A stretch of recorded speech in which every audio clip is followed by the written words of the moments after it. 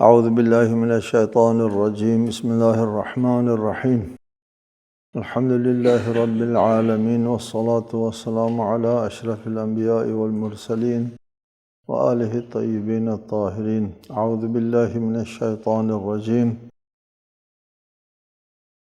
ولما بلغ اشدہ آتیناہ حکما وعلما وکذالک نجزی المحسنین۔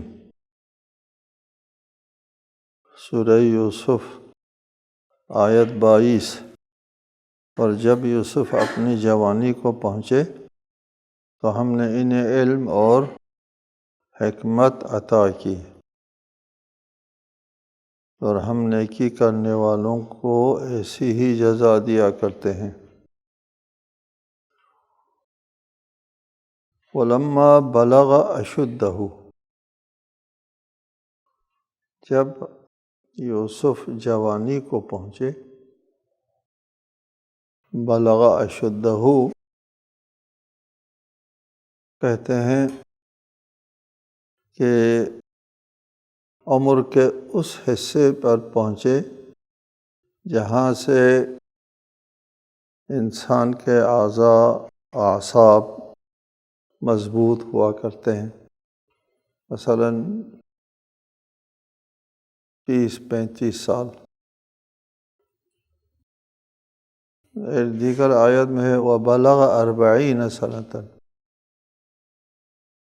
جب وہ جوانی کو پہنچے اور 40 سال کے ہو گئے۔ اس سے پتہ چلتا ہے 40 سال سے کم تر پر بلغ اشدہ کا اطلاق ہوتا ہے، اور 30-35 سال کی عمر کا حصہ ہوتا ہے کہ انسان اعصاب کے اعتبار سے اور عقل و فکر اور سوچ کے اعتبار سے وہ عروج کو پہنچتا ہے۔ حضرت یوسف کے بارے میں فرمایا کہ جب وہ اپنے رشد عقلی کے عروج کو پہنچے تو ہم نے ان کو حکم دیا اور علم دیا۔ آتیناہ حکماً وعلم، حکم دیا اور علم دیا۔ پہلے ذکر ہوا ہے کہ جب حضرت یوسف کنویں کے تہ میں پہنچے تھے تو اس وقت وَأَوْحَيْنَا، اللہ نے فرمایا کہ ہم نے ان کے اوپر وحی کی۔ وہاں تو وہ اپنے بچپنے میں تھے، ابھی اشدہ کو نہیں پہنچے تھے، تو وحی وہاں سے شروع ہو گئے، اور یہاں جوانی میں پہنچنے کے بعد تو حکم اور علم دے دیا۔ یہ دو چیزیں کیا ہے؟ وہاں وحی ہے اور ادھر حکم و علم ہے۔ جواب یہ دیا جاتا ہے کہ نبوت اور رسالت کا فرق ہے، کہ حضرت یوسف کو نبوت کے مقام پر فائز کیا جب وہ کنویں میں تھے، اور جب وہ جوانی اور رشد کو پہنچے تو پھر رسالت کے درجے کے اوپر فائز کیا۔ وہ نبوت کا مرحلہ ہے اور یہ رسالت کا مرحلہ ہے۔ نبی وہ ہوتا ہے جس کے اوپر وحی ہوتی ہے، خواب میں ہی کیوں نہ ہو، صرف وحی ہوتی ہے، خواب کے ذریعے یا دیگر ذرائع سے اللہ تعالیٰ وحی بھیجتا ہے، اور جب فرشتے نازل ہونا شروع ہو جاتے ہیں تو اس وقت وہ رسالت کے مقام پر فائز ہو جاتے ہیں۔ فرشتے وحی نازل ہونا شروع ہوتا ہے تو وہ رسول ہوتا ہے۔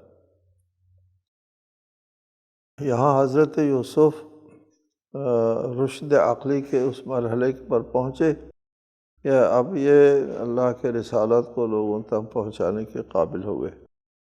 آتیناہ، ہم نے ان کو عنایت کی حکم اور علم۔ حکم کیا ہوتا ہے؟ ہم بھی کہتے ہیں فقہی احکام، حکم کی جمع احکام ہے۔ حکم ہے فیصلے۔ انبیاء کو اور ائمہ کو علم اور حکم کی صلاحیت دیتا ہے۔ حکم فیصلے کرنے، دونوں کے درمیان میں فیصلے کرنا ہوتے ہیں،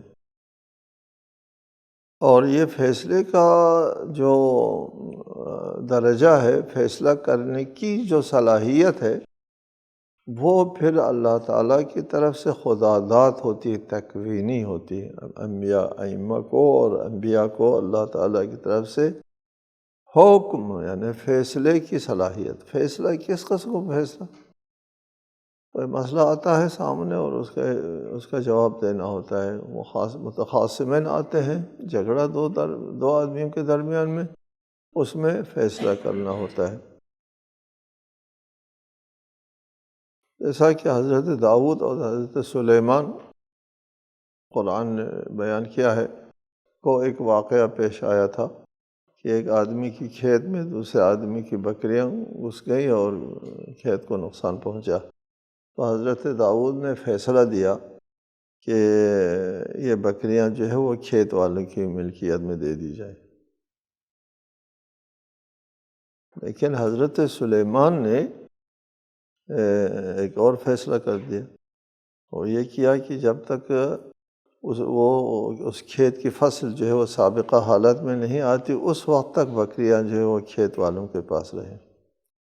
اس کو اللہ تعالیٰ نے فرمایا فَفَهَّمْنَاهَا سُلَيْمَانَ، ہم نے سلیمان کو یہ بات سمجھا دی، اور وہاں فرمایا کہ ہم نے سلیمان کو حکم دے دیا تھا، حکم دیا تھا، آتے نا حکم۔ یہاں بھی یوسف کو حکم، لوگوں کے درمیان مسائل کا فیصلہ صحیح طریقے سے کرنا جو ہے وہ بہت بڑا مقام ہوتا ہے۔ وَعِلْمَ،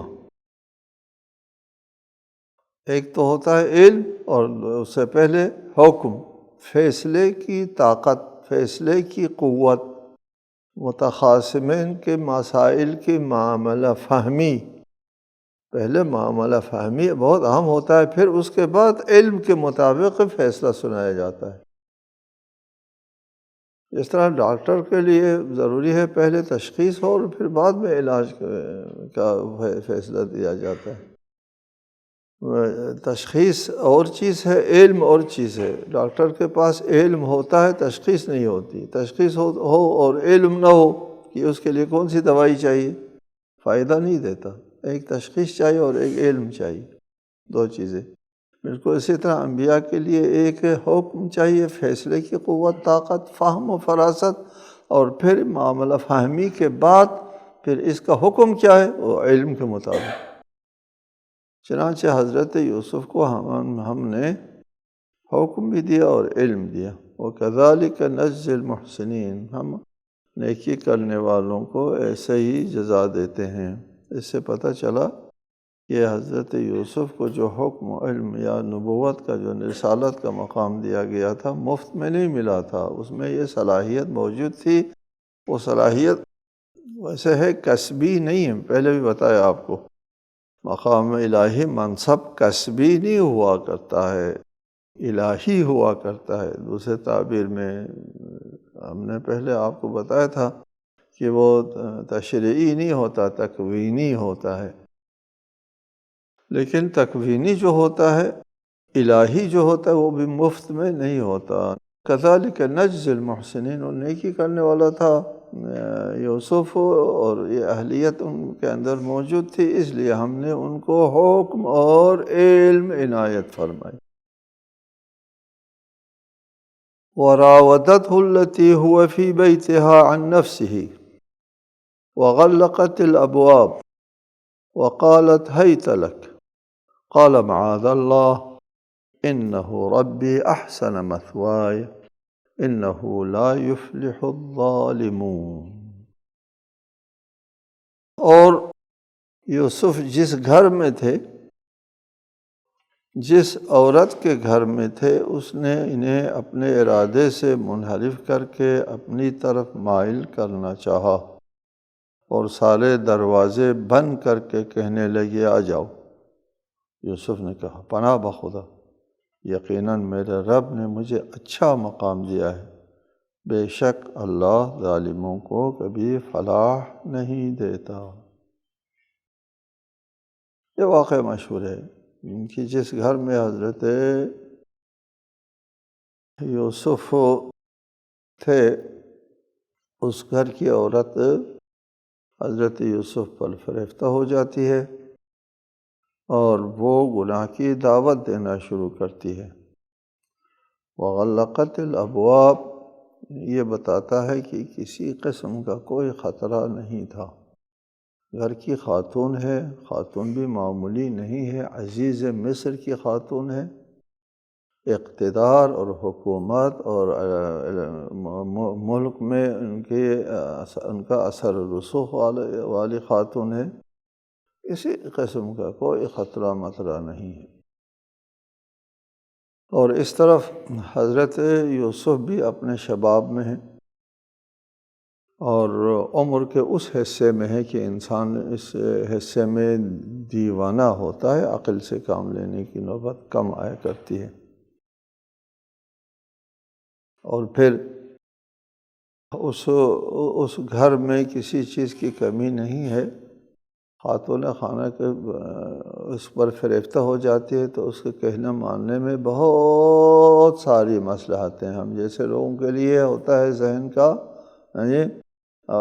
ایک طرف چلا جانا قدرتی بات ہے، ہاں اس کا کہنا نہ مانے تو پھر پتہ نہیں میرے ساتھ کیا ہوگا کیا نہیں ہوگا، لہٰذا اس کو قبول کرتے ہیں، مفاد اٹھاتے ہیں، فائدہ اٹھائیں گے وغیرہ وغیرہ، بڑے مفادات بھی سامنے ہیں۔ اور جوانی کے اس حصے میں بھی ہے، خطرے میں بھی نہیں ہے، مفادات بھی ہے، یہ سب ہونے کے اس کو بتانے کے لیے فرمایا وغلقت الابواب، دروازے سارے بند کر دیے، کوئی خطرہ وطرہ نہیں تھا۔ اور وراودته التي هو في بيتها، اس نے خود حضرت یوسف کو پھنسانے کی کوشش، مراودہ کسی کو اس کے ارادے سے منحرف کر کے اپنی طرف مائل کرنے کو راودہ کہتے ہیں، اس کے اپنے ارادے سے منحرف کر کے، اس کے پاس ارادہ نہیں ہے، خود راودہ یہ بتاتا ہے، لفظ راودہ تعبیر یہ بتاتا ہے حضرت یوسف کا ارادہ نہیں ہے، حضرت یوسف کی اصلاً نیت نہیں ہے، خواہش نہیں ہے، لیکن وہ حضرت یوسف کو اپنے ارادے سے منحرف کرنا چاہ رہی تھی۔ اس کا مطلب یہ ہے کہ ایک وقت تک یہ مقابلہ چلتا رہا ہوگا، یہ مراودت چلتی رہی ہوگی کہ اس نے کوشش جاری رکھی ہوگی، کوئی 1-2 گھنٹے کا مسئلہ نہیں ہوگا، کافی اس نے کوشش کی ہوگی یوسف کو اپنی طرف جو ہے وہ مائل کریں، مگر حضرت یوسف نے فرمایا معاذ اللہ، پناہ بخدا، ٹھیک، معاذ اللہ، پناہ بخدا،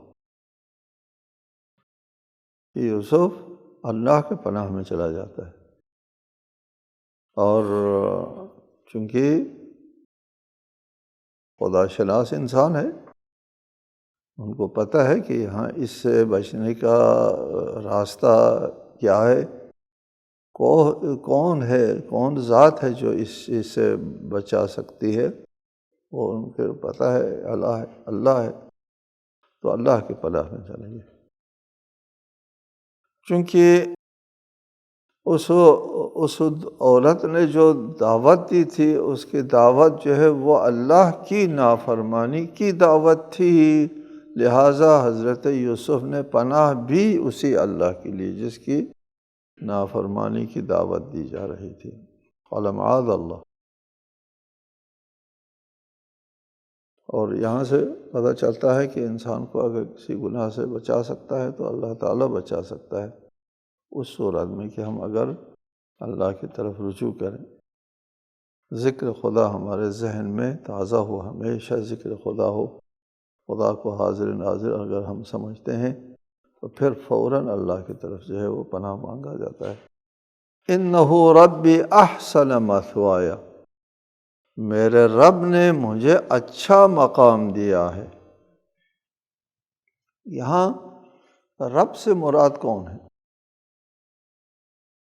آپ کو ہم بتاتے رہتے ہیں کہ الحمدللہ رب العالمین، رب کا معنی مالک، مالک عالمین، عالمین کا مالک، رب السفینہ کہتے ہیں کشتی کا رب، کشتی کا مالک۔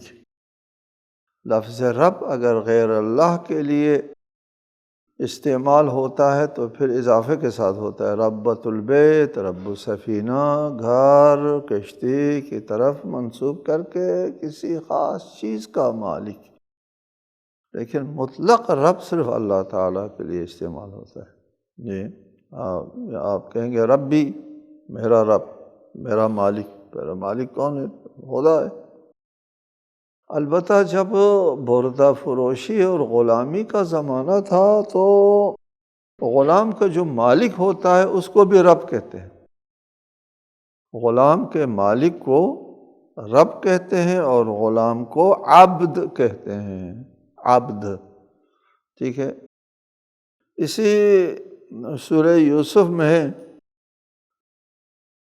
حضرت یوسف نے کہا ان دو زندانیوں سے کہ اس میں سے ایک کے بارے میں کہا کہ آپ اپنے رب کو شراب پلائیں گے، جی اذکرنی عند ربک، اپنے رب کے پاس مجھے یاد کرو، عند ربک یعنی عند مالک ہے، تمہارا جو مالک ہے تو غلام ہے، عبد ہے۔ غلام اگر ہے تو غلام کے مالک کو بھی رب کہتے ہیں۔ اسی سورہ یوسف میں 2 جگہ مالک کے لیے لفظ رب استعمال ہوا ہے اسی سورہ میں۔ یہاں اس لیے سوال پیدا ہوتا ہے کہ کیا حضرت یوسف نے کہا ہے انہ ربی احسن مثوایا، میرے مالک نے، حضرت یوسف بظاہر غلام تھے، غلام خرید لیا تھا اس نے، تو کیا حضرت یوسف نے کہا ہوگا اپنے مالک سے، اپنے مالک کے بارے میں انہ ربی احسن مثوایا، میرے مالک نے مجھے اچھا مقام دیا ہے تو میں گھر کی مالکہ کے ساتھ خیانت کروں؟ ایک تفسیر یہ ہے۔ دوسری تفسیر یہ ہے کہ درست ہے مالک کو رب کہتے ہیں باقی اصطلاحات میں، لیکن حضرت یوسف سے بعید ہے کہ وہ اپنے مالک کو مالک قبول کریں، وہ تو مالک نہیں ہے حقیقتاً، وہ حقیقتاً عبد نہیں ہے، وہ مالک نہیں ہے، اس کو وہ کیسے مالک کہیں گے؟ یہاں رب سے مراد اللہ ہے۔ ہم بھی اسی کو ترجیح دیتے ہیں، انہ رب احسن مثوایا، اللہ نے مجھے بڑا مقام دیا ہے۔ حضرت یوسف کو پتہ تھا کہ اللہ نے ان کو کیا مقام دیا ہے، وحی نازل ہوئے ہے کنویں میں، اور وہ خواب جو نظر آیا ہے، خواب کی تعبیر بھی اپنے رسول، بہت بڑے رسول باپ نے بھی ان کو بتایا ہے کہ یہ خواب کی یہ تعبیر ہے، تمہارا مقام یہ ہوگا، سارا سلسلہ۔ احسن مثوا، رب نے مجھے اچھا مقام دیا ہے کہ میں اس قسم کی گندگی میں ملوث نہیں ہو سکتا ہوں۔ قال معاذ اللہ انہ ربی احسن مثوا، رب سے مراد یہاں اللہ تعالیٰ ہے، انہ لا یفلح الظالمون۔ یہ بات بھی اپنی جگہ حضرت یوسف کے لیے واضح تھی کہ جو اس قسم کے ظلم کا ارتکاب کرتے ہیں اس کو کسی قسم کی کامیابی نصیب نہیں ہوتی، لا یفلح الظالمون۔ اس قسم کے ظلم کا میں ارتکاب نہیں کر سکتا ہوں، اس لیے کہ اس ظلم کے ارتکاب کے ساتھ کسی قسم کی کامیابی ممکن نہیں ہے۔ وَلَقَدْ هَمَّتْ بِهِ وَهَمَّ بِهَا لَوْلَا أَن رَّأَىٰ بُرْهَانَ رَبِّهِ كَذَٰلِكَ لِنَصْرِفَ عَنْهُ السُّوءَ وَالْفَحْشَاءَ إِنَّهُ مِنْ عِبَادِنَا الْمُخْلَصِينَ۔ اور اس عورت نے یوسف کا ارادہ کر لیا، اور یوسف بھی اس کا ارادہ کر لیتے اگر وہ اپنے رب کے برہان نہ دیکھ چکے ہوتے۔ اس طرح ہوا تاکہ ہم ان سے بدی اور بے حیائی کو دور رکھے، کیونکہ یوسف ہمارے برگزیدہ بندوں میں سے تھا۔ وَلَقَدْ هَمَّتْ بِهِ، اس عورت نے ارادہ باندھ لیا، بھی یوسف کے ساتھ، یوسف کا ارادہ کر لیا۔ ہمہ کہتے ہیں کسی کام کے لیے ارادہ کرنے کو، وَهَمُّوا بِمَا لَمْ يَنَالُوا، ارادہ کیا اس کام کا جس کو وہ نہیں کر پائے۔ اس کام کے کر لینا اور ہوتا ہے، اس کے کام کا ارادہ لینا اور ہوتا ہے۔ ہمہ ارادے کرنے کو کہتے ہیں، فیصلہ کر لیا، ہماری تعبیر میں ہم کہتے ہیں فیصلہ کر لیا۔ اور لقد ہمت بھی، اس خاتون نے فیصلہ کر لیا یوسف کے، لیکن ادھر سے یوسف نے کوئی فیصلہ نہیں کیا۔ تعبیر یہ فرمائی وَهَمَّ بِهَا لَوْلَا أَن رَأَىٰ بُرْهَانَ رَبِّهِ، اور اگر اپنے رب کا برہان نہ دیکھ چکا ہوتا تو یوسف بھی ارادہ کر لیتا، پھنس جاتا، لیکن اس برہان نے رکاوٹ ڈالی جو یوسف کے پاس موجود تھی۔ برہان کی وجہ سے یوسف میں عصمت آ گئی۔ برہان کیا چیز ہے؟ برہان اس دلیل کو کہتے ہیں، اس ذریعہ کو کہتے ہیں، اس وسیلے کو کہتے ہیں جس سے انسان کو قطع اور یقین حاصل ہو جائے۔ یہ وسیلے یقین اور قطع و یقین حاصل ہونے کا جو وسیلہ ہوتا ہے اس کو برہان کہتے ہیں۔ حضرت موسیٰ کو فرعون کی طرف جانے کا حکم ملتا ہے، تو موسیٰ جاؤ فرعون کے پاس، اور وہ باغی ہو گیا ہے، اس سے بات کرو۔ تو فرعون کے پاس جانے سے پہلے اللہ تعالیٰ نے 2 قسم کے معجزے دیے، ایک یہ عصا اور ایک ید بیضا۔ عصا زمین پر پھینکا تو اژدہا بن گیا، اور ید بیضا جو ہے نکالا تو وہ چمکتا تھا۔ یہ 2 چیزیں دے دی۔ یہ 2 چیزیں ان کے نبی اور رسول ہونے کے اوپر قطعی اور یقینی معجزہ تھا، جو ذریعہ یقین تھا۔ قطع و یقین حاصل ہو جاتا ہے ان 2 معجزوں سے۔ یہ 2 معجزے ہیں جو برہان ہے، فدان کا برہانان، فرمائے کہ یہ 2 برہان ہے، عصا اور ید بیضا۔ معجزہ جو ذریعہ قطع و یقین ہے اس کو اللہ تعالیٰ نے قرآن میں برہان کہا ہے۔ لہٰذا حضرت یوسف کے پاس وہ برہان موجود تھا، قطع و یقین موجود تھا۔ اس قطع و یقین کی وجہ سے حضرت موسیٰ سے اس قسم کا ارادہ سرزد نہیں ہوا۔ عمل تو چھوڑو، ارادہ بھی سرزد نہیں ہوا۔ ہوتا یہ ہے کہ انسان کا جیسے انسان کا ایمان جس رتبے کے اوپر ہوتا ہے، انسان کا ایمان جس رتبے کے اوپر ہوتا ہے اسی رتبے کے مطابق اس کا کردار سامنے آتا ہے۔ ہم لوگ ضعیف الایمان ہوتے ہیں، اس لیے ہمارے ایمان سے جو ہے وہ ہمارا ایمان جو ہے وہ اس قسم کے برے کاموں گناہ کے سرزد ہونے کے لیے رکاوٹ نہیں بنتے، کمزور ایمان ہے۔ لیکن جن کا ایمان اپنے آخری درجے کے اوپر فائز ہے، یعنی یقین قاطع، ایمان آخری درجے کے اوپر جب فائز ہو جاتا ہے اس وقت عصمت کی نوبت آتی ہے، عصمت کا مقام آ جاتا ہے۔ جن کا ایمان یقین یعنی برہان، جس کا ایمان یقین کے مرحلے کے اوپر، قطع کے مرحلے کے اوپر ہوتا ہے کہ اس سے اوپر پھر اس سے زیادہ ایمان کی گنجائش نہیں ہے۔ جیسا کہ مولا امیر المومنین نے فرمایا لو کشف الغطاء لما ازددت یقینا، اگر پردہ ہٹ جائے تو میرے یقین میں اضافہ نہ ہو، اضافے کی گنجائش نہیں ہے۔ جتنا یقین ہو سکتا تھا وہ سارا یقین حاصل ہے۔ اس قسم کے جس کو یقین حاصل ہے اس کے لیے عصمت آ جاتی ہے، پھر گناہ ان سے سرزد ہو سکتا ہے لیکن ہوتا نہیں ہے۔ اور خود ہم بھی ایک ایسا معاملہ ہے ہمارے سامنے جس کے اوپر ہم کو یقین حاصل ہے، اس کی ہم خلاف ورزی نہیں کرتے۔ جس کے ہم کو یقین حاصل ہے ہم اپنے پاؤں پر کوڑھاڑا نہیں مارتے، یہ یقین حاصل ہے۔ اس کا نتیجہ کیا ہوتا ہے؟ اپنے آپ کو دریا میں نہیں پھینکتے۔ ایک عاقل انسان جو خودکشی بھی نہیں کرنا چاہتا نہیں کرتا یہ کام۔ جن کاموں کے اوپر ہم کو یقین قاطع حاصل ہے ہم بھی اس میں وہ خلاف ورزی نہیں کرتے۔ یہ ہوتا ہے کہ ائمہ انبیاء علیہم السلام معصوم اس لیے ہوتے ہیں کہ ان کے پاس برہان ہوتا ہے، یقین حاصل ہوتا ہے۔ اس لیے یہاں فرمایا کہ اگر یوسف کے پاس یہ برہان نہ ہوتا، یہ قطع اور یقین نہ ہوتا، تو اس کے پاس یہ عصمت نہ آتی۔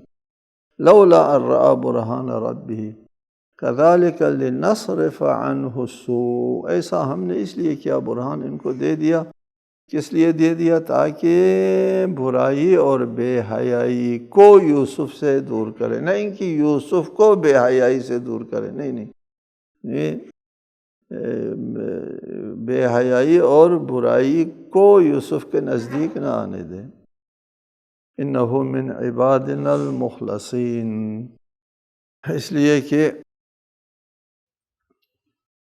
یوسف ہمارے برگزیدہ بندوں میں سے تھا۔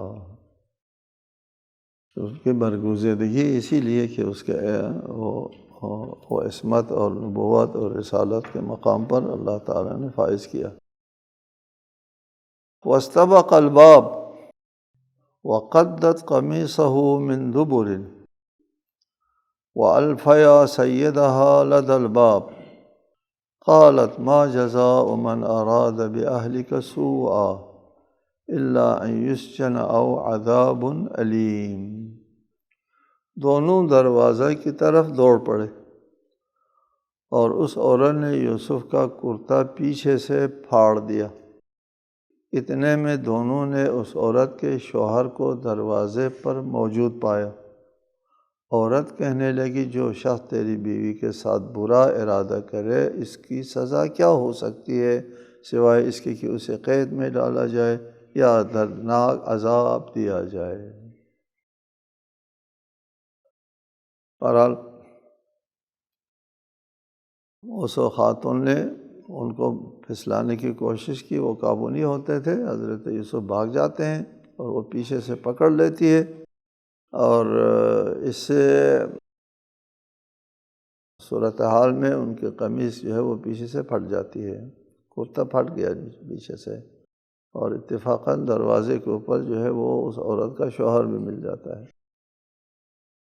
تو آگے پھر کیا ہوا اگلے آیات میں اس کی تشریح ہے، انشاءاللہ آئندہ بیان کریں گے۔ والسلام علیکم ورحمۃ اللہ وبرکاتہ۔